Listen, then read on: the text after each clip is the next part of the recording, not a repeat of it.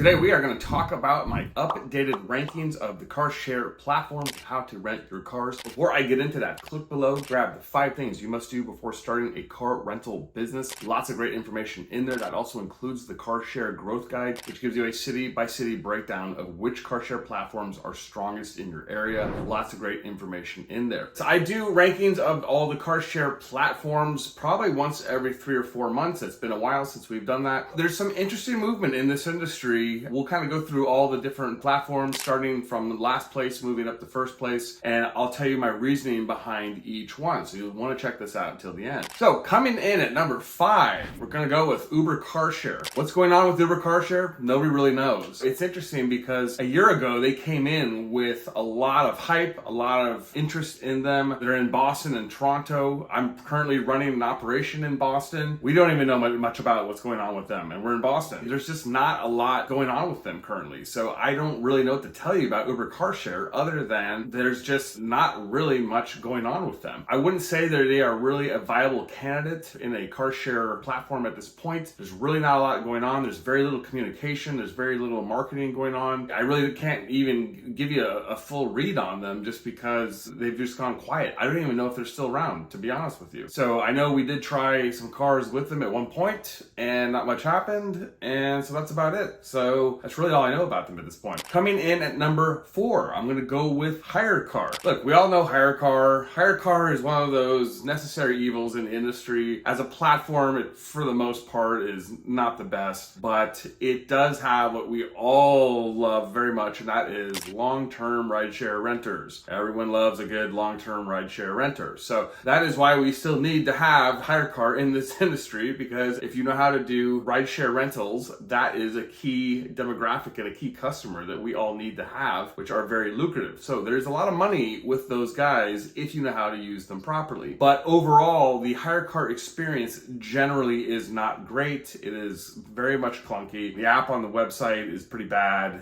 Just the way everything's run with them, claims, everything is just not great. It's not a great experience overall. If you are starting out in this industry, I really wouldn't go start with HighCar. It's going to make your life miserable. But I will say that if you are a more advanced practitioner of car share and rideshare rentals, you can extract those customers in a way that will be very beneficial for your business. That's why I like HighCar for that reason. Coming in at number 3, I'm going to go with Getaround. Getaround's had a lot of ups and downs over the years. I would say that 2022 was a really strong year for them. 23 was not a great year for them. They have very substantially cleaned house at their company. They have a new CEO and a variety of new directors, a whole new C-level suite, all new directors. So it is a brand new group of folks over there. I would say of all the people I used to know there, probably about 30, about 2 are still there. So I do still talk to those 2. And I will say that I do think that they are moving in the right direction. I think that the change I've noticed with Getaround is that they are genuinely really interested in listening to customer and host pain at this point, which is really important. And I think something that the previous team didn't really do that well. So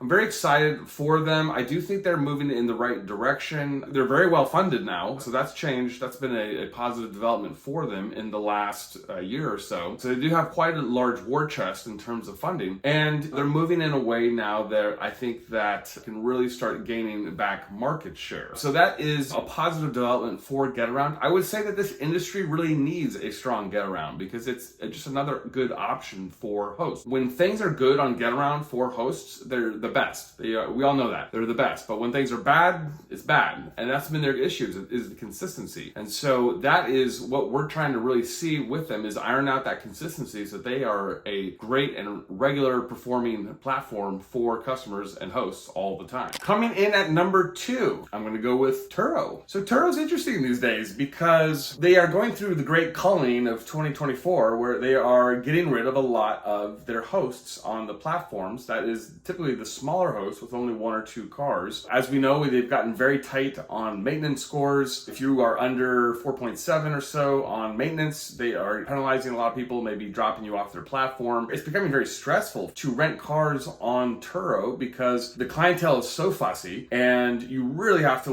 clean everything, dot your I's, cross your T's when you're renting out cars on Turo, which is fine. And I've talked to many hosts about this. A lot of people are they find the process on Turo to be very stressful. What I think they they are doing is that they are basically clearing the runway for the larger private equity players. I think that is happening on Turo. I think that's coming. They clearly have a business model that works, and now the big money is going to come in with the large amounts of cars. So I do think that's what's happening with Turo, is that they are clearing the way, getting rid of old crappy cars. They're probably getting rid of bad hosts. They only want to keep their all-star hosts. I get that. What I do think is that there is very much a business opportunity in the play here where the big money is coming in into Turo, and I think that's very much on the way. What's coming in at number one? Well, I'm going to go with private rental agreements. So private rentals, if you can do them properly, if you can do them well, they are the most lucrative. For my taste, I personally like long-term private rentals, but you can do short-term rentals as well. I do think that if you can crack the egg of demand generation and getting the right drivers and vetting the right drivers, you can have a very lucrative business. This is how I started in this industry.